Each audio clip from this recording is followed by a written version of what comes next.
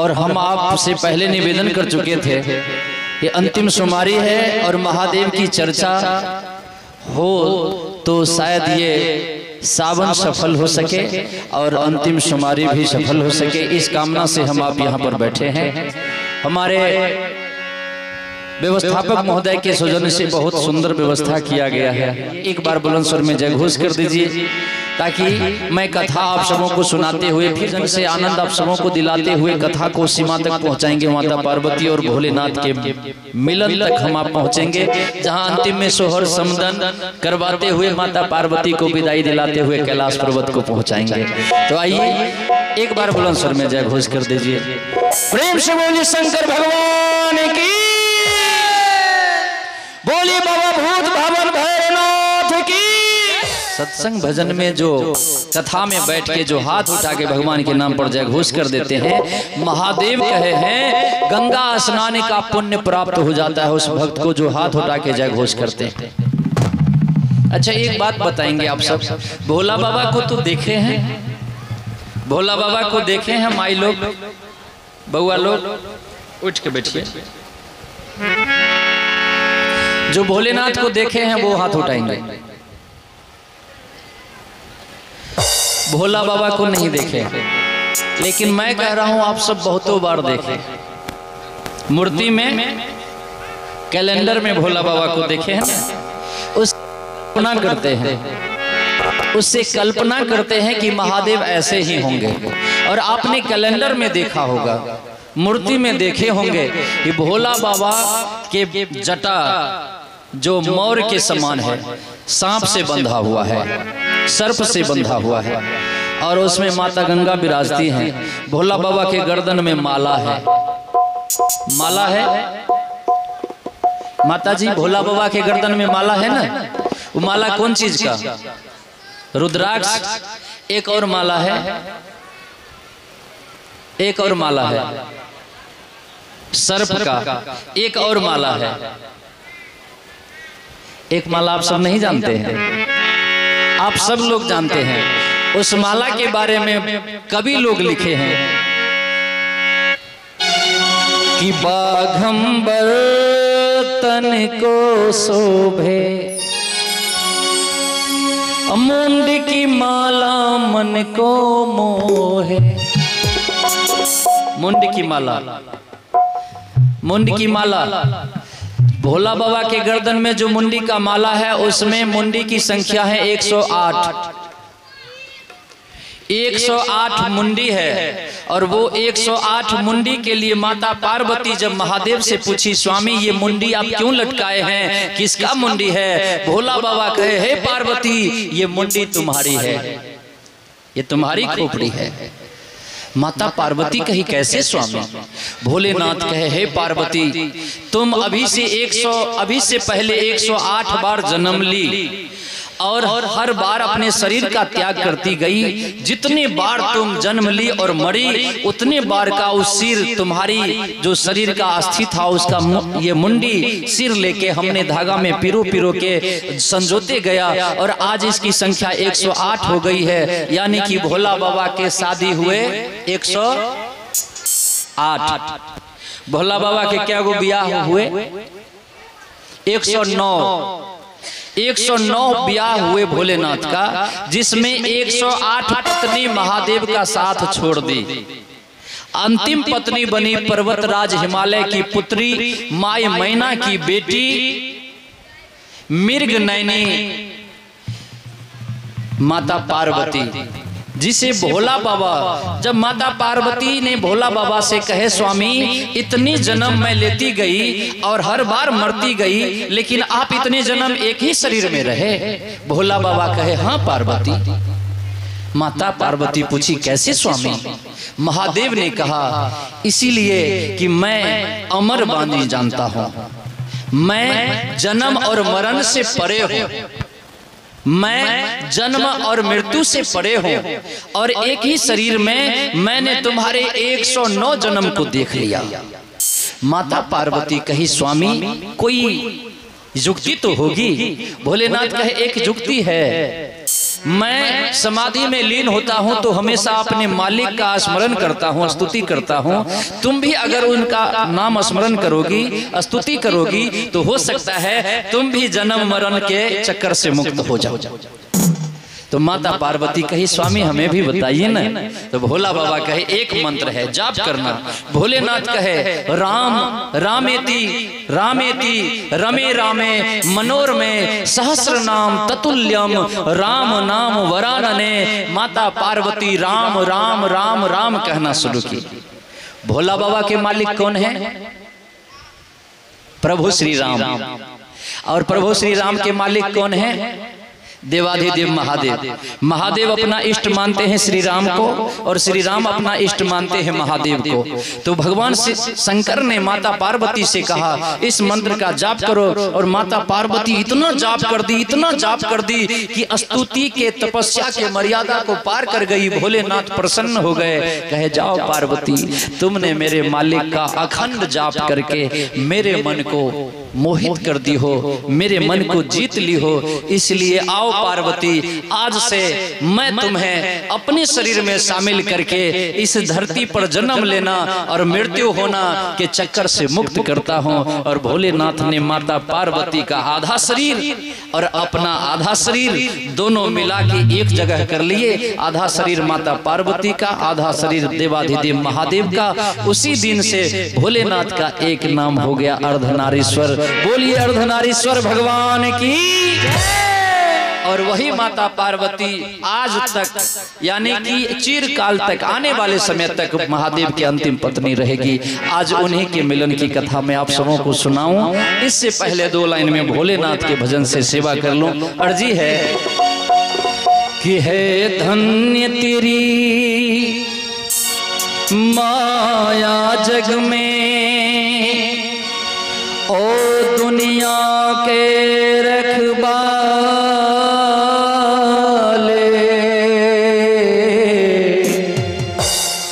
शिव शंकर डमरू वाले। नमामि शंकर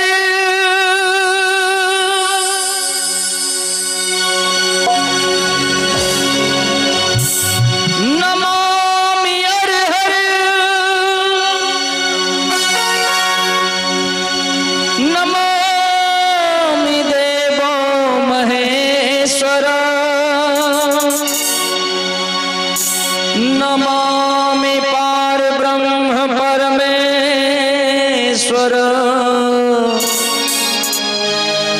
नमामि भोले दिगंबरा।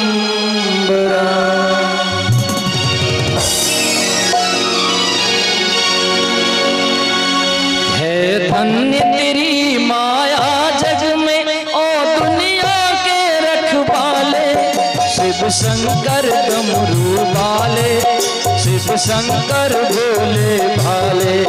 है धन्य तेरी माया जग में, ओ दुनिया के रखवाले, शिव शंकर डमरू वाले, शिव शंकर भोले भाले।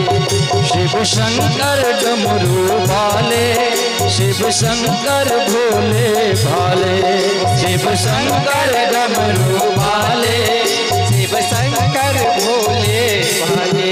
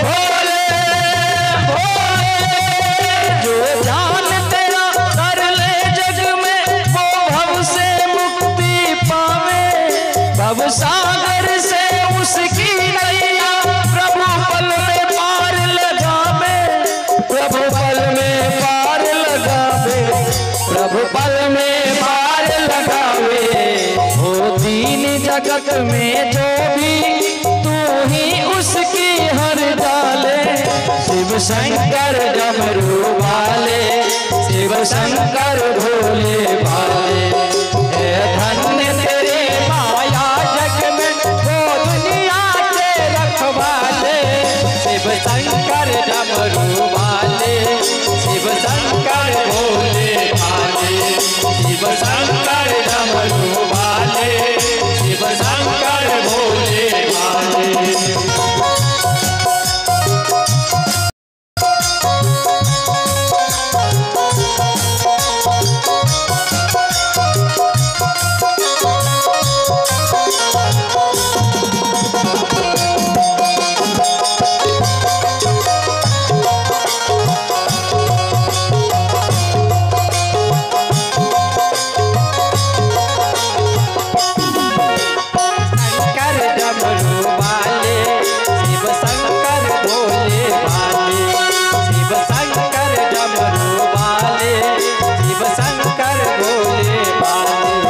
जब चली तारिका क्रोधित हो खबर और खरग उठाए। भोले भोले भोले भोले। जब चली तारिका क्रोधित हो खबर और खरग उठाए। तब हाहाकार हुआ जग में, सब देव असुर घबराए। सब देव असुर घबराए, सब देव असुर घबराए। तुम त्याग के अमृत जग के खातिर पीली विष के प्याले। भोला बाबा जिस समय समुद्र मंथन हुआ, मदिराचल पर्वत को मथनी बनाया गया और बासुकी नाग का रस्सी बनाया गया। एक तरफ देवता लोग खींच रहे थे, दूसरे तरफ दानव लोग खींच रहे थे। और जब समुद्र मंथन शुरू हुआ तो सबसे पहले विष, हलाहल विष निकला। देवी देवता यक्ष किन्नर देव गंधर्व यहाँ तक दानव भी डर के मारे भागने लगे। उस विष को धारण करने के लिए कोई तैयार नहीं हुआ। संसार जलने लगे। संसार के कल्याणार्थ महादेव ने देखा जब इस जीव जगत को बचाने वाला कोई आगे नहीं आ रहा है, तो महादेव ने सबसे आगे बढ़े और उस हलाहल विष को उठा के संसार के कल्याण के लिए, जीव जगत को बचाने के लिए अपने कंठ में धारण किया। जो ही महादेव विष का प्याला पिए, कंठ तक पहुंचा था विष, अचानक महादेव को ख्याल आया कि मेरे हृदय में प्रभु श्री राम विराजते हैं। अगर ये विष मेरे हृदय से होके पेट तक जाएगा तो मेरे हृदय में प्रभु विराजते हैं। उनके शरीर से यदि विष का कण भी, लेश मात्र भी स्पर्श हो गया तो मेरे स्वामी को बड़ी तकलीफ होगी। स्वामी को, अपने प्रभु श्री राम को तकलीफ से बचाने के लिए महादेव ने उस हलाहल विष को कंठ में ही धारण कर लिया। हृदय से उतरने नहीं दिया, गले से उतरने नहीं दिया, जिसके कारण महादेव का कंठ नीला हो गया। उसी दिन से भोला बाबा का एक और नाम पड़ा, नीलकंठ। बोलिए नीलकंठ भगवान की। कि तूने त्याग के अमृत जग की खातिर पीली विष के प्याले। शिव शंकर डमरू वाले, शिव शंकर भोले भाले। शिव शंकर डमरू वाले, शिव शंकर भोले भाले। धन्य तेरी माया जग में ओ दुनिया के रखवाले। शिव शंकर डमरू वाले, शिव शंकर भोले भाले। शिव शंकर डमरू वाले, शिव शंकर भोले भाले। शिव शंकर डमरू वाले, शिव नमामि शंकर वाले। नमामि हर हर शंकर डमरू। नमामि देवो महेश्वर डमरू। नमामि पारब्रह्म परमेश्वर। नमामि भोले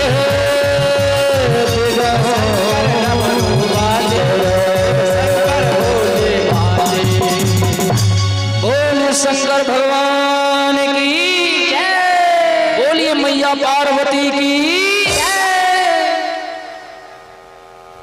पर्वतराज हिमालय की बेटी से पहले की कथा। जब महादेव की पहली पत्नी दक्ष प्रजापति की पुत्री माता सती बनी थी, और पहली पत्नी महादेव की पहली पत्नी माता सती भोलेनाथ से शादी करके कैलाश पर्वत में विराजमान है। भोला बाबा कथा सुनने का मन जटाया। जब शांति से बैठे थे कैलाश पर्वत पर, भोलेनाथ का मन नहीं लग रहा था, तो सोचा गुरु जी के आश्रम में चल के कुछ कथा का श्रवण कराऊंगा, कथा सुनाऊंगा तो मन और आत्मा को शांति मिलेगी।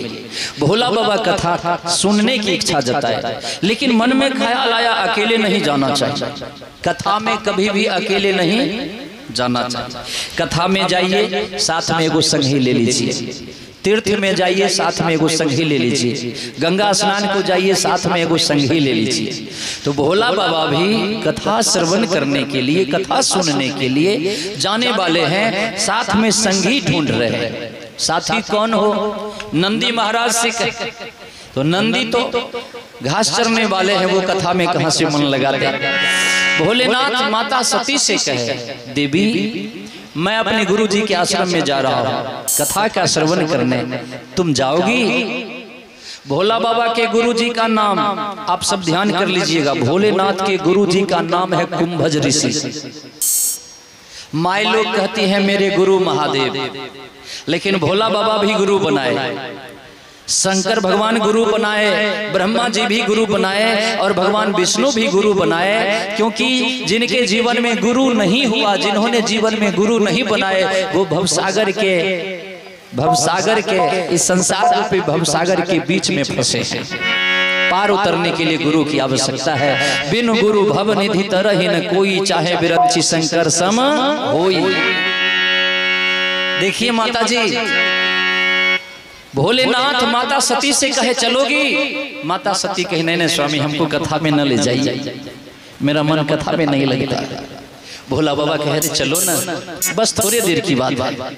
जबरदस्ती महादेव माता सती को साथ किए, बसहा बैल पर सवार हुए और चल दिए अपने गुरु जी के आश्रम।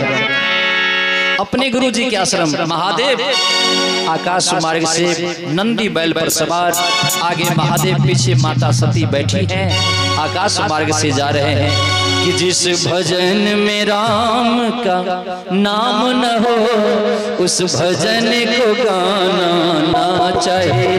जिस भजन में राम का नाम न हो, उस भजन को गाना ना चाहिए। जिस भजन में राम का नाम न हो, उस भजन को गाना ना चाहिए। जिस भजन में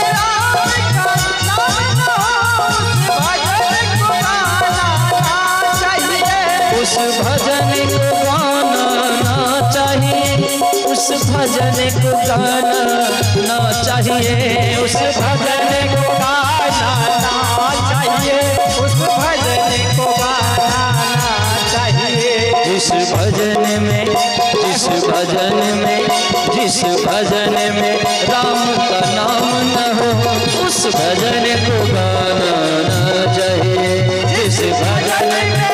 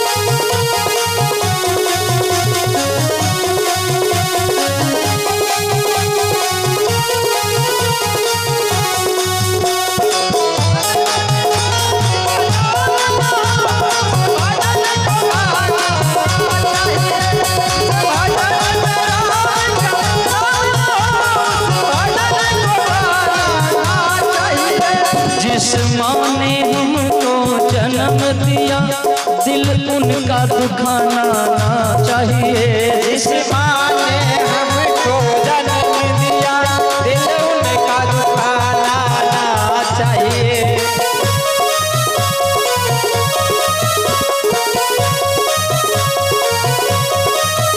जिस माँ ने हमको जन्म दिया, दिल उनका दुखाना ना चाहिए। जिस पिता ने हमको पाला है, जिस माँ ने हमको जन्म दिया, दिल उनका दुखाना नहीं चाहिए। क्यों नहीं दुखाना चाहिए?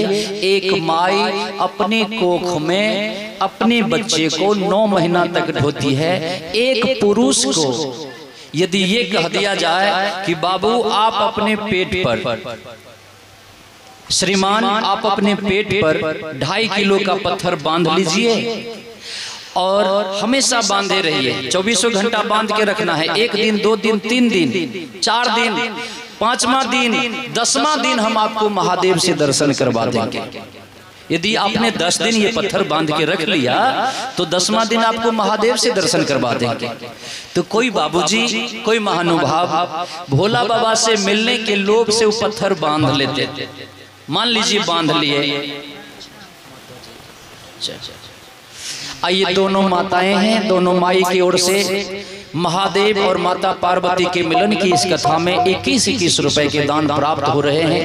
महादेव और माता पार्वती की असीम अनुकंपा इनके जीवन में प्राप्त हो, कल्याण हो, बाल बच्चों के जीवन में तरक्की हो।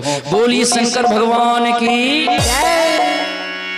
तो पुरुष लोग भोला बाबा से मिलने के लालच में 2.5 किलो का पत्थर बांध लिए। 1 दिन रहे, 2 दिन, 3 दिन, चौथा दिन वो पुरुष कहेंगे हे भाई, हे पत्थर खोल दे न तो हम मार जेबे। ई पत्थर बांध के न हमरा खेनाय होय छै, न हमरा सुतनाय होय छै, न बैठनाय होय छै, न चलनाय होय छै। हे बाबू हो अब इतना दर्द हुए लगले कि दर्द के मारे हमर प्राण निकल जेते। ई पत्थर खोल दे, हमरा महादेव से नहीं मिलना छै। देखिए एक पुरुष अपने पेट पर 2 किलो का पत्थर बांध के 10 दिन नहीं रह सकते, लेकिन ये माई लोग अपने कोख में 2.5 किलो के वजन का बच्चा 9 महीना तक कोख में ढोती है। बच्चे का वजन 2.5 किलो, कम से कम 2 किलो, कभी कभी 3 किलो भी हो जाता है, लेकिन कम से कम 2 किलो के वजन का बच्चा लेके माई लोग अपने कोख में ढोती है। सवेरे जगती हैं, झाड़ू पोछा लगाती हैं, बर्तन मांजती हैं, भोजन पकाती हैं, बच्चों को भोजन करवाती है, पति का सेवा करती हैं, घर आंगन करके खेत खलिहान में साथ पति के साथ काम करती हैं, फिर घर आके फिर घर में काम करती है। कभी आलस्य नहीं दिखाती। माताएं अपने कोख में उस 2.5 किलो के बच्चे को ढोते हुए सांसारिक सारे कार्य को करती है, जबकि एक पुरुष मात्र 4 दिन ये 2 किलो का पत्थर पेट पर नहीं ढो सकते।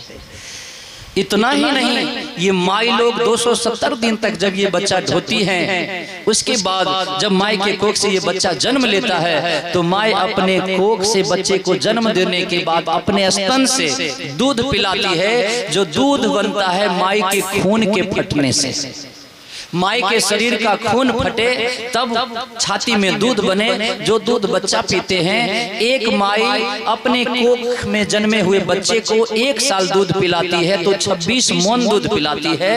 वही माई अगर अपने बच्चे को 3 साल दूध पिला दे तो 26 या 78 मन दूध पिलाती है। इस धरती पर कौन ऐसा माई का लाल है जो अपने माई के 78 मन दूध का दाम दे दे या शरीयत दे दे।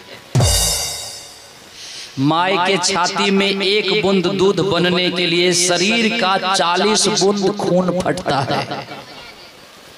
40 बूंद खून फटने के बाद तब 1 बूंद दूध बनते हैं और 26 मन दूध पिलाती है माई लोग। सोचिए अपने शरीर के कितने खून को जलाती है, अपने शरीर के कितने खून को बलिदान करती है। और इतना करने के बावजूद भी जब बेटा जवान होता है तो माई के सामने आंख से आंख मिला के छाती दिखा के माई से कहता है तोरा बुझे, बाप से कहता है तोरा बुझे, बाप अगर कुछ अच्छा बात कहेंगे पिताजी कहेंगे बाप तोरा बुझे आगे छो उस समय चल गए। देखिए आज नई सदी में मिल रही ये दर्द भरी सौगात, आज बेटा कहता बाप से क्या तेरी औकात। जो बेटा माई के सामने वो दूध का शरीयत भुला के माई को आंख में आंसू दे दे, माई के हृदय को ठेस पहुंचा दे, अपने व्यवहार अपने विचार अपने कर्म से माता को दुखी कर दे, उस बेटे का इस धरती पर जन्म लेना बेकार है, धिक्कार है ऐसे बेटे को। ऐसा बेटा जन्म न ले तो अच्छा है। इसीलिए कवि ने कहा कि जिस माँ ने हमको जन्म दिया दिल उनका दुखाना ना चाहिए, और जिस पिता ने हमको पाला है कभी उनको सताना ना चाहिए। जिस पिता ने हमको पाला है कभी उनको सताना ना चाहिए। जिस पिता ने हमको पाला है कभी उनको सताना ना चाहिए। जिस पिता ने हमको पाला है कभी उनको सताना ना चाहिए। जिस भजन में राम का नाम न हो उस भजन को गाना ना चाहिए। जिस भजन में आप सभी ताली बजा बजा के गा लीजिए, भगवान के चरण में अपने अपनी हाजिरी बना लीजिए। इस भजन में राम का नाम न हो उस भजन को गाना ना चाहिए। जिस भजन में राम का उस भजन को गाना ना चाहिए। उस भजन को गाना ना चाहिए। उस भजन को गाना ना चाहिए। बोलिए अपने अपने माता पिता की। महादेव माता सती के साथ भजन सुनने गए, कथा सुनने गए। कुंभज ऋषि के आश्रम में पहुंच के भोलेनाथ जमीन पर बैठ गए, माता सती को जमीन पर बिठा दिए। आइए भोलेनाथ माता सती के साथ जमीन पर बैठ गए और गुरुजी को ऊंचे सिंहासन दिए। वक्ता का सिंहासन ऊंचा होता है। महादेव नीचे बैठे, माता सती नीचे बैठी, कथा सुन रहे हैं। भोलेनाथ भजन सुन रहे हैं, कथा सुन रहे हैं, लेकिन माता सती का मन कथा में नहीं लग रहा है। माता सती का कथा में मन नहीं लग रहा। भोला बाबा कथा सुन रहे हैं, माता सती का ध्यान इधर उधर बहक रहा है। कथा में बैठिए, जो सुनाने वाले हैं उनको सुनिए। वक्ता का और श्रोता का नजर मिलना चाहिए, तब सुनने का प्रभाव, सुनाने का प्रभाव सुनने वाले के ऊपर पड़ता है और सुनने वाले को भी उस कथा का प्रभाव मिलता है। यदि कथा कहने वाले कथा कह रहे हैं और सुनने वाले इधर उधर ध्यान दौड़ा रहे हैं तो फिर कथा सुनने वाले को कथा में बैठना बेकार है। देखिए एक गुरुजी पाठशाला में पढ़ा रहे थे। गुरुजी ब्लैक बोर्ड पर पाठशाला में पढ़ा रहे थे। ब्लैक बोर्ड के ऊपर लिखे a+b का whole square is equal to a² + 2ab + b²। बच्चों से पूछे बाबू तुम सब समझ गया ना? तो बचवा सब कहा हाँ गुरुजी समझ गए। तो जितने बच्चे बैठे थे उसमें एक बच्चा ऐसा भी था जिसका बस्ता बड़ा मोटा था। मोटा बस्ता वाला बुझे छिए? एक बच्चा ऐसा भी थे जिनके बस्ता बड़े मोटे थे और मोटा बस्ता वाला बैठा है क्लास में। गुरुजी पढ़ाए यहाँ पर a+b का whole square is equal to a² + 2ab + b²। सब समझ गया ना? सब बचवा कहा जी गुरुजी। तो वो मोटका बस्ता वाला भी कहा जी गुरुजी। लेकिन देखिए सारे बच्चों का ध्यान था ब्लैक बोर्ड पर, लेकिन वो मोटका बस्ता वाला जो था उसका ध्यान था दीवार के जड़ में। दीवार के जड़ में एक बील है और उस बील के अंदर एक चूहा है। बील के आगे सामने में एक बोरा गेहूं रखा हुआ है और गेहूं ये बोरा उसी जगह फटा हुआ है जहां बील का मुंह है। चूहा बील से निकलता है, 2 दाना गेहूं का 2 दाना लेके फिर बील में घुस जाता है। तो ये मोटा बस्ता वाला का ध्यान उस चूहा के ऊपर है। सारे बच्चे तो ब्लैक बोर्ड पर ध्यान दिए हैं, लेकिन मोटा बस्ता वाला उस चूहा को देख रहे हैं। गुरुजी ने कहा अरे सब समझ गया ना? सारे बच्चों ने कहा जी गुरुजी। कहा तो अब इसको मिटा दूं? सारे बच्चे कहे मिटा दीजिए गुरुजी। अब गुरुजी क्या किए, a+b का होल स्क्वायर बराबर लिखा हुआ छोड़ दिए, आगे मिटा दिया। अगला सब मिटा दिए। अब एक एक बच्चा से उठा के पूछ रहे बाबू तुम बताओ a+b का होल स्क्वायर बराबर क्या निकलेगा? अब ये आगे वाला उठा, ये बोल दिया। बगल वाले से पूछे तुम बताओ a+b का होल स्क्वायर बराबर क्या निकलेगा? वो बोल दिया। पीछे वाले से पूछे, उससे बगल वाले से पूछे, उसके बगल वाले से पूछे। जब मोटका बस्ता वाला नजदीक गए, जिनका बस्ता मोटा था उनके पास गए, अरे तुम बताओ a+b का होल स्क्वायर बराबर क्या निकलेगा? अब तो वो चूहा को देख रहा है, बिल को देख रहा है। गुरुजी कह रहे मैं तुमसे कह रहा हूं a+b का होल स्क्वायर बराबर क्या निकलेगा? बचवा अभी भी चूहा को ही देख रहा है। बगल वाला बचवा सब कह रहे अरे गुरुजी तुम्हें कह रहे हैं, उठो ना। अब धरफरा के उठा, जी गुरुजी बताओ a+b का होल स्क्वायर बराबर क्या निकलेगा? अब बचवा अभी भी चूहा को देख रहा है। गुरुजी पूछे अरे a+b का होल स्क्वायर बराबर क्या निकलेगा? बचवा कहा गुरुजी अभी घुसवे किया है, वो निकलेगा तब ना देखेंगे वो चूहा है कि चूहिया है। बोलिए शंकर भगवान की जय। तो कथा में बैठेंगे, यहाँ मन नहीं लगाएंगे तो फिर शंका हो जाएगा, और शंका हुआ तो पाप हो गया।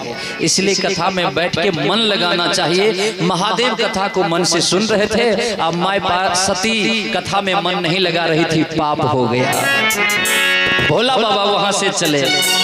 कथा का अंत हुआ। विसर्जन होने के बाद महादेव फिर से बैल पर सवार हुए और माता सती के साथ आकाश मार्ग से चल रहे हैं, वापस लौट रहे हैं। लेकिन कथा में माता ने मन नहीं लगाई, उससे पाप हुआ। उस पाप का प्रायश्चित देखिए कैसे हो रहा है। आइए माताएं सब हैं, आप सबों के सौजन्य से ये 21 रुपए 51 रुपए के दान मिल रहे हैं। माताएं यहाँ रखती जाएंगी, आपका दान महादेव को स्वीकार्य हो जाएंगे। जो जिस मन से दान देंगे, जिस भाव से दान देंगे, आपको उसी प्रकार का पुण्य मिलेगा और वैसी ही मनोकामना पूर्ण होगी।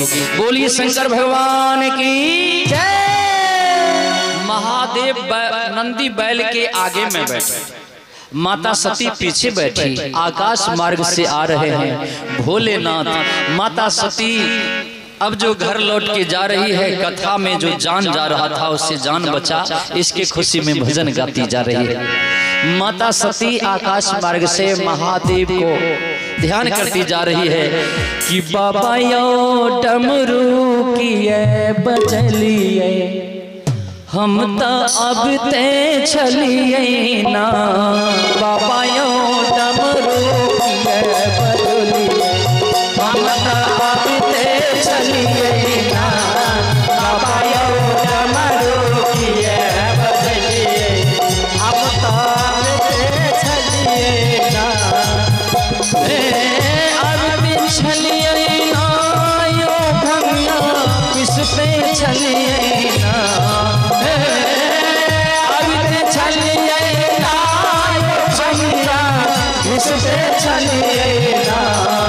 बाबा यो डमरू की बजलिए, हम सब अब ते चलिए ना। बाबा यो डमरू की बजलिए, हम सब अब ते चलिए ना। बाबा यो डमरू की बजलिए।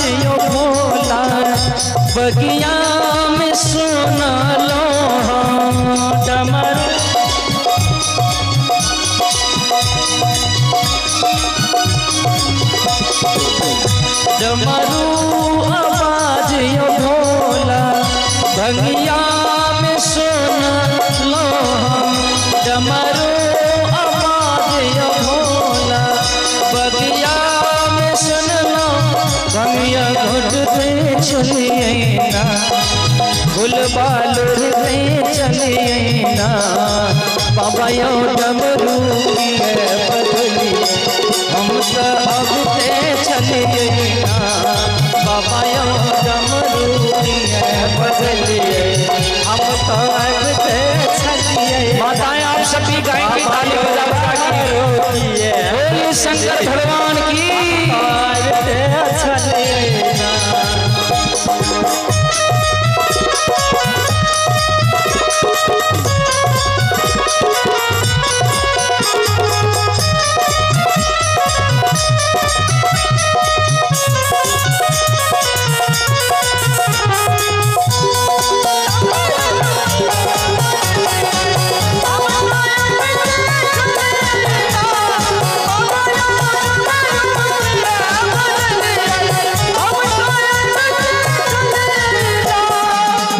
डमरू आवाज यो भोला, गंगा में सुन लो हम डमरू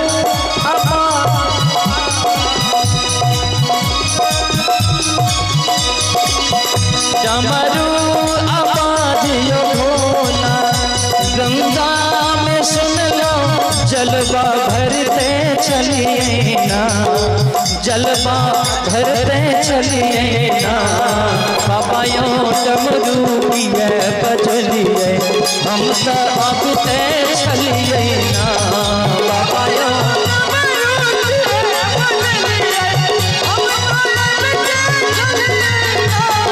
बाबा यो डमरू की बजलिए हम तो अब ते चलिए ना, बाबा यो डमरू की बजलिए हम तो अब ते चलिए ना, हम तो अब ते चलिए ना, हम तो अब ते चलिए।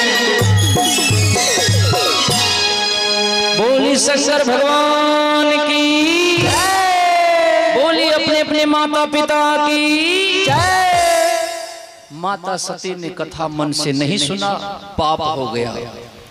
भोला बाबा आकाश मार्ग से आते बसहा बैल के आगे में बैठे, नीचे दृष्टि दौड़ाए तो घोर जंगल, और उस घोर जंगल में बाबा की दृष्टि वहां पर पहुंची जहां पर दूगो तपस्वी राजकुमार हैं, नौजवान हैं, और दोनों नौजवान वलकल वस्त्र पहने हैं, सिर में जटा है, हाथ में धनुष है, कंधे पर तरकस है, और दोनों की आंख से अश्रु की धारा बह रही है।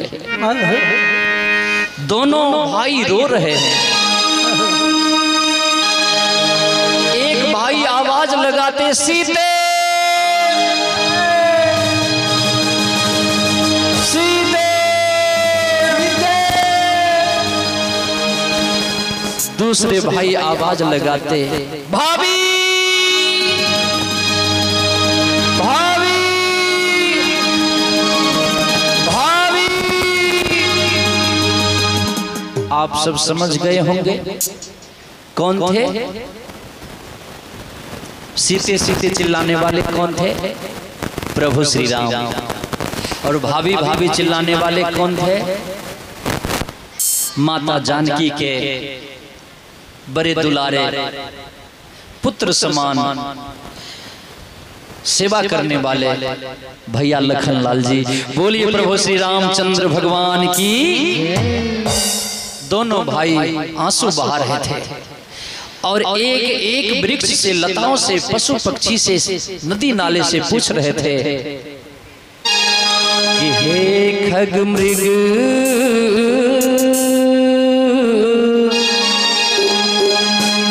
सावक सुन मैंने कहीं देखे सीता मृग नैन।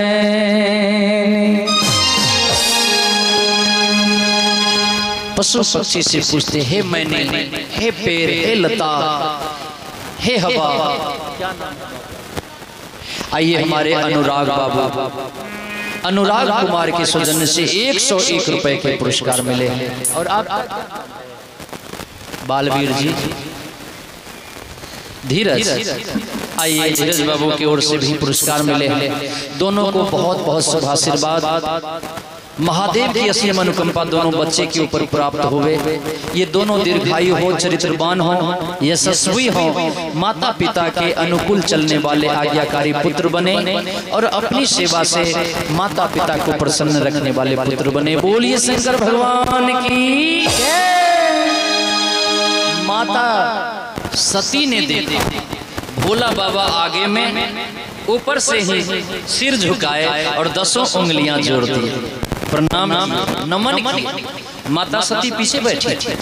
माता सती देखी मेरे स्वामी ने किसी को प्रणाम किया, किन्हीं को नमन किया, कौन हो सकता है। जब माता सती अपनी दृष्टि नीचे दौड़ाई तो देखती है दो कुंवार हैं, दो कुंवारे हैं, दो राजकुमार हैं जो वलकल वस्त्र पहने बिल्कुल तपस्वी साधारण से मनुष्य के समान आंख से अश्रु बहा रहे हैं, रो रो के सीते सीते भाभी भाभी चिल्ला रहे हैं। माता सती पूछी, स्वामी आपने ये किन्हें प्रणाम किया, कौन है ये। महादेव कहा, है सती यही मेरे इष्ट हैं, यही मेरे मालिक हैं, यही मेरे पूर्ण ब्रह्म हैं, तुम भी इन्हें नमन करो। देवी तुम भी इन्हें प्रणाम करके अपनी बिगड़ी बना लो, अपने जीवन में यश प्राप्त कर लो। माता सती के मन में शंका हो गई। माता सती कही, ना ना, ये मेरे स्वामी के मालिक कहाँ से हो सकते, ये साधारण सा मनुष्य है और ये रो रहा।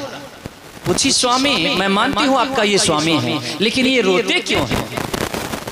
भोलेनाथ ने कहा, इनके पत्नी का किसी ने हरण कर लिया, ये अपने पत्नी को ढूंढने के लिए इधर उधर विचर रहे हैं और रो रहे हैं। माता सती बिल्कुल अविश्वस्त हो गई। माता सती कही, नहीं, ये मेरे स्वामी के इष्ट नहीं हो सकते, ये पूर्ण ब्रह्म नहीं हो सकते। अगर ये पूर्ण ब्रह्म होते तो इनके पत्नी को भला कोई चुरा सकता है क्या। पूर्ण ब्रह्म के पत्नी को भला कोई चुरा सकता है क्या। मैं मानती हूँ किसी ने चुरा भी लिया तो ये तो स्वयं ब्रह्म है, ये खुद जान लेते मेरी पत्नी वहां पर है, खुद चले जाते, स्वयं चले जाते, तो फिर ये आंसू बहा रहे हैं साधारण से मनुष्य की तरह। ना, ये मेरे स्वामी के इष्ट नहीं हो सकते, मेरे स्वामी मिथ्या बोल रहे हैं। लेकिन माता सती को भजन में मन नहीं लगा था, उसी का पाप है ना। माता सती कही, स्वामी अगर ये आपके स्वामी हैं तो मैं इनका जांच करूंगी, मैं जांच करूंगी। अगर मेरे जांच में ये ठहर गए तो मैं मान लूंगी ये आपके स्वामी हैं। भोलेनाथ कहे, ना सती ये भूल के भी मत करना। है सती, जो सारे संसार को जांचते हैं उसका क्या तुम जांच करोगी। जो सारे संसार को जांचने वाले हैं उससे तुम क्या जांच कर पाओगी। ऐसी भूल न करना। माता सती कही, मैं फिर भी जाऊंगी स्वामी। अब देखिए, एक तो गलती की वहां भजन में मन नहीं लगा। पति को जहां पर इज्जत मिले, पत्नी को उस जगह का सम्मान करना चाहिए। पति को जहां पर मर्यादा और पुरुषार्थ की प्रतिष्ठा दांव पर लगी हो, वहां पर पत्नी को पति का मित्र के समान हाथ निभाना, साथ निभाना चाहिए। वहां पर पति को मंत्रणा देना चाहिए। माता सती भोलेनाथ के बात को तो वहां अनसुनी कर दी, जो कथा में मन नहीं लगाई, और यहाँ आके भोले बाबा के बात को काट दी। कहे, मैं आपके स्वामी का जांच करूंगी। भोलेनाथ कहे, सती अगर नहीं मानती हो तो जाओ, लेकिन मैं कहता हूं वो पूर्ण ब्रह्म है, तुम उनका जांच करने जाओगी स्वयं जचा जाओगी। माता सती चल दी। महादेव का बात काट के, महादेव का बात काट के माता सती ने आधे मार्ग में आके अपने स्वरूप को बदली, जमीन पर उतरी। जिस रास्ता से प्रभु श्री राम रोते आ रहे थे उसी रास्ता पर एक शिलाखंड रखा हुआ था, पत्थर पड़ा हुआ था। बड़े पत्थर के पाषाण पर टुकड़ा पर बैठ के माता सती ने अपने स्वरूप को बदल ली, अपने रूप को परिवर्तित कर लिया। और माता सीता का रूप धारण करके जो साड़ी माता सीता पहनती हैं वही साड़ी पहन के घूंघट करके उस शिलाखंड पर बैठ गए। माता सीता का रूप बना के जो माता सती बैठी ना, प्रभु श्री राम लीलाधारी पुरुषोत्तम भगवान लीला करते हुए आंसू बहाते आ रहे थे। पीछे में लखन लाल जी ने देख लिया कि वो सामने में भाभी बैठी है और फिर भी मेरे भैया रो रहे हैं, मैं भी रो रहा हूँ, व्यर्थ में रो रहा हूँ। वही तो भाभी हैं। अभी भैया को बताता, भैया कहना चाहते थे लेकिन फिर चुप्पी साध लिए, कहना ये गलत हो जाएगा। आगे में कोई वस्तु गिरी हो तो तू आगे चलते हैं उन्हीं को पहले दिखना चाहिए, पीछे वाले को बाद में दिखना चाहिए। और आगे वाले देख रहे हैं कि वो सामने में सीता माता जानकी है, भवानी है, और फिर भी ये रो रहे हैं, इसका मतलब दाल में कुछ काला है, हमें नहीं कहना चाहिए। लखनलाल जी ने अपनी भावना को मोड़, लेकिन प्रभु श्री राम चलते चलते जब उस माता जानकी बनी हुई माता सती के पास पहुंचे न, तो देखिए लीलाधारी पुरुषोत्तम भगवान ने क्या किया, अपनी 10 उंगलियां जोड़ के माता सती के चरणों पर अपने मस्तक को रख दिया और चरण पर मस्तक सटा के फिर उठ के खड़े होके दोनों हाथ जोड़ के कहे, माँ, हे अंबिके भवानी, हे पर्वतों की रानी, हे माते, आप अकेली आई हो, आप अकेली आ गई और महादेव को कहां छोड़ दी। बोलिए शंकर भगवान की। जो ही प्रभु श्री राम ने कहा, माता सती शर्म से पानी पानी हो गई और तत्क्षण उसी क्षण अंतर ध्यान हुई। उस समय कवि ने ये गीत लिखा है कि मन मेरा मंदिर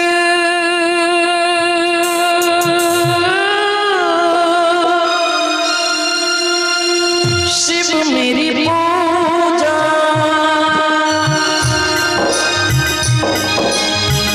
मन मेरा मंदिर शिव मेरी पूजा, शिव से बड़ा नहीं कोई दूजा। बोल सत्यम शिवम, बोल तू सुंदरम, मन मेरा शिव के महिमा के गुण गाए जा। मन मेरा मंदिर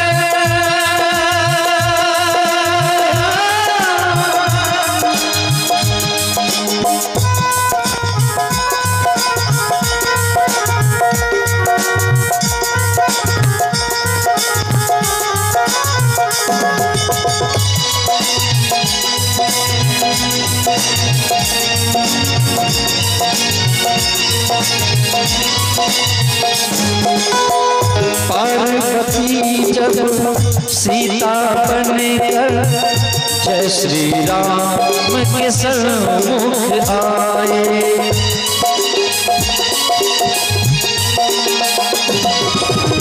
पार्वती जब सीता बनकर जय श्री राम के सन्मुख आए, राम ने उनको शिव शंकर की महिमा गाए। शिव भक्ति में सब कुछ सोझा, शिव भक्ति में सब कुछ सोझा, शिव से बड़ा नहीं कोई पूजा। बोल सत्यम शिवम, बोल तू सुंदरम, मन मेरा शिव की महिमा के गाए जा। मन मेरा मंदिर, मन मेरा मंदिर,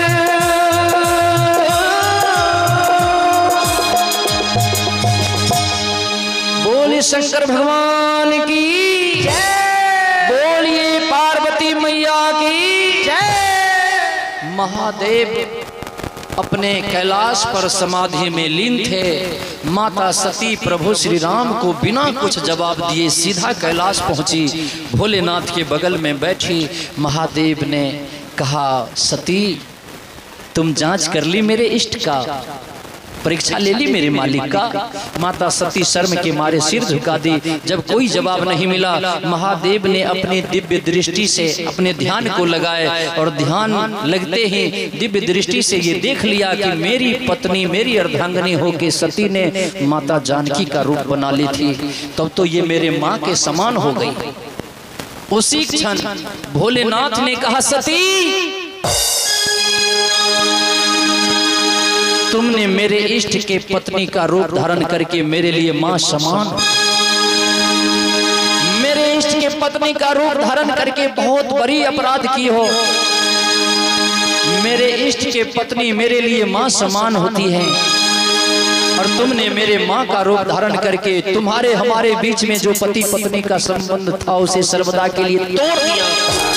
जाओ जाओ, आज के बाद न तू मेरी पत्नी है ना मैं तुम्हारा पति हूं। आज से हमारे तुम्हारे बीच पति पत्नी के सारे रिश्ते नाते खत्म। माता सती को महादेव ने उसी समय परित्याग कर दिए। अगली गलती हुई जब दक्ष प्रजापति ने विराट जग का आयोजन किया, भोलेनाथ को नहीं बुलाया। अब भोला बाबा को क्यों नहीं बुलाया? ससुर जमाए थे तो दामाद को तो ससुर को बुलाना चाहिए, लेकिन अपने दामाद को ससुर ने नहीं बुलाए। क्यों? क्योंकि एक बार भोला बाबा गलती किए थे। और कौन सी गलती किए थे? जब उनके ससुर को प्रजापति घोषित किया गया था, जब ये राजा बनाए गए थे, सारे संसार के प्रजा के पति बनाए गए थे, स्वामी बनाए गए थे, तो उनके स्वागत समारोह में तीनों लोकों के देवी देवता पहुंचे। सभा खचाखच भरी हुई थी और सारे सभा के बीच में दक्ष प्रजापति पहुंचे। उसी सभा में महादेव, देवाधिदेव महादेव, ब्रह्मा और विष्णु भी पहुंचे थे। तो ज्यों ही दक्ष प्रजापति सभा में आए, सारे सभा के लोग उठ के खड़े हो गए। मान लिया जाए कि कांस्टेबल बैठे हुए हैं, बिहार पुलिस बैठे हुए, और दरोगा अगर अचानक पहुंच जाए तो बिहार पुलिस क्या करेंगे, कांस्टेबल क्या करेंगे? झट से उठ के सैल्यूट करेंगे ना। प्रधानमंत्री का आगमन हो और मुख्यमंत्री सबका जमघट लगा हो और उसमें कहीं प्रधानमंत्री पहुंचे तो सारे मुख्यमंत्री उठ के उनको प्रणाम करेंगे ना, सत्कार करेंगे। तो दक्ष प्रजापति ज्यों ही सभा में प्रवेश किए, सभी लोग उठ के उनका अभिवादन किए, लेकिन 3 आदमी नहीं उठे। दक्ष प्रजापति चारों तरफ नजर दौड़ाए, कहा सब तो सब मेरे सम्मान में खड़ा हुआ है, लेकिन इसी सभा में 3 सिर ऐसा है, 3 सर ऐसा है जो मेरे सम्मान में खड़ा नहीं हुआ। वो कौन है? नजर दौड़ाए, देख लिया एगो तो ब्रह्मा है जो मेरे पिताजी, तो पिताजी नहीं उठे, चले गए। और एगो मेरे पिताजी के बड़े हैं, विष्णु हैं, वो भी नहीं उठे, वो तो चले गए। लेकिन उन दोनों के बगल में जो बैठा है वो तो मेरा दामाद है, वो शंकर मेरा दामाद है, उसे तो उठना चाहिए। इसने नहीं उठ के मेरा अपमान किया है और मैं इस अपमान का बदला लूंगा। उसी समय दक्ष प्रजापति ने कहा, हे सभासदों ध्यान से सुनो, जब सभ्य सभा लगी हो, सभ्य लोगों की सभा जुटी हो, उस सभा में, सभ्य लोगों के सभा में अगर एक भी सभ्य लोग आ जाए तो सभा का स्वरूप बिगड़ जाता है। अब सारे लोग कहे भाई इसमें और सभ्य लोग कौन आ गया, सब तो देवी देवता है। अब सब इधर उधर देखने लगे। दक्ष प्रजापति कहे, अरे इधर उधर क्या देख रहे हो? वो देखते नहीं, शंकर जो बंदर के जैसा आंख रखने वाला है, ये शंकर जो भूत प्रेत के साथ रहने वाला है, ये श्मशान में फिरने वाला है, इस जिसका न कोई घर है, न द्वार है, न कोई जात है, न कुल है, न खानदान है, न माई का पता, न बाप का पता, न कुल का ठिकाना, न आगे है न पीछे है, न जिसको रहने का ठिकाना है, न जिसको घर है, न द्वार है, न दरवाजा है। ऐसे शंकर जो भूत प्रेत के साथ रहने वाला है, इस सभा में आके सभा के स्वरूप को ही बिगाड़ दिया। अब नंदी भगवान से रहा नहीं गया, नंदी उठ के खड़े हो गए, कहा है महाराज आप मेरे मालिक को असभ्य कह दिए, आदिवासी कह दिए और बंदर जैसा आंख वाला कह दिए। अगर इतना ही कमी है मेरे स्वामी में तो आप अपने बेटी का ब्याह हमारे स्वामी के साथ क्यों किया? अगर ये बंदर जैसा आंख वाले हैं तो आप अपने बेटी का ब्याह इनसे क्यों किया? दक्ष प्रजापति कहा ये मेरे ससुर और दामाद के बीच की बातचीत थी और बीच में तू उठ के क्यों बोला? अरे मैं इससे कहां शादी करने वाला था अपने बेटी का? वो तो मेरे पिता ब्रह्मा ने मुझसे कहा, मैं उनकी मान रखने के लिए इनके साथ अपने मृग नैनी कन्या का विवाह इस बंदर जैसा आंख रखने वाला शंकर के साथ कर दिया। अन्यथा कहां मेरी बेटी मृग नैनी कन्या सती और कहां ये शंकर भूत प्रेत के साथ रहने वाला। अब तो भूत प्रेत जितना भी था सब उठ के खड़ा हो गया। कहा वाह महाराज, मेरे मालिक कुछ नहीं कहते हैं तो आप जो मर्जी होगा वो बोलिएगा, मेरे मालिक को आप शब्द नहीं कह सकते। दक्ष प्रजापति कहा अरे मेरे ससुर और दामाद के बीच की बातचीत थी, तुम भूत प्रेत क्यों बोला? जाओ मैं तुम्हें श्राप देता हूँ, शंकर का जितना भी गण है भूत प्रेत बैताल सब पाखंडी हो जाए। अब भूतबा प्रेतबा कहा अरे हमको श्राप दिए दिया तो हम लोग भी नहीं छोड़ने वाले। भूत प्रेत कहा तो जाइए, मैं भी अपने मालिक को ध्यान करके आपको श्राप देता हूँ, आपके जैसा ब्राह्मण, आपके जैसा चाटुकार ब्राह्मण भिखारी हो जाए। अब दक्ष प्रजापति और क्रोधित हो गए। कहा जाओ मैं श्राप देता हूँ इस शंकर को किसी भी जग में कोई भाग न मिले। कोनो जग में महादेव को प्रसाद नहीं चढ़ाया जाता। दक्ष प्रजापति का श्राप, जो ही ये श्राप दिया तो नंदी उठ के खड़े हो गए। कहे जाओ दक्ष प्रजापति, आपने मेरे स्वामी को श्राप देके अपराध किए हो, मैं भी आपको श्राप देता हूँ। हे दक्ष प्रजापति, ये मेरा श्राप है कि आपको बकरे का मुंह लग जाए। बोलिए शंकर भगवान की। अब तो श्राप श्राप श्राप हो गया। शंकर भगवान कहे राम राम राम राम, ये स्वागत समारोह है कि श्राप समारोह है? इस सारे श्राप का कारण मैं ही हूँ, मैं ही यहाँ से उठ के चल देता हूँ, मेरे सारे गण चले जाएंगे, ये सभा शांत हो जाएगी। भोला बाबा सारे गण को संभाले चल दिए, लेकिन सभा शांत तो हो गई, दक्ष प्रजापति के दिल में दरार बना रह गया। रही मन धागा प्रेम के मत तोरो चटकाए, तोरे से फिर न जुरे जुरे गांठ पड़ जाए। प्रेम की धागा एक बार टूटे, विश्वास एक बार टूट जाए, फिर से विश्वास कितनों जुटा लीजिए जुटेगा, लेकिन गांठ बना रहेगा कि ये एक बार धोखा दे चुका है, ये फिर धोखा देगा। इस पर विश्वास नहीं करना चाहिए। देखिए महादेव के उसी भाव से, उसी घटना से उस दक्ष प्रजापति ने जग में नहीं बुलाया, जग में नहीं बुलाया, लेकिन सारे देवी देवियां जा रहे थे दक्ष प्रजापति के जग में। माता सती ने देख ली, कही स्वामी मैं भी जाऊंगी। भोला बाबा कहे मत जाओ। माता सती ने कही स्वामी जाऊंगी। भोला बाबा कहे तुम्हारे पिता ने निमंत्रण न्योता नहीं दिया, कही फिर भी जाऊंगी। भोला बाबा कहे सती कि बिनु आदर मत जाहू भवानी, वहां न मिली है चौका पानी। बिना बुलाए पिता के घर भी बेटी को नहीं जाना चाहिए, और बिना बुलाए किसी के दरवाजा पर नहीं जाना चाहिए।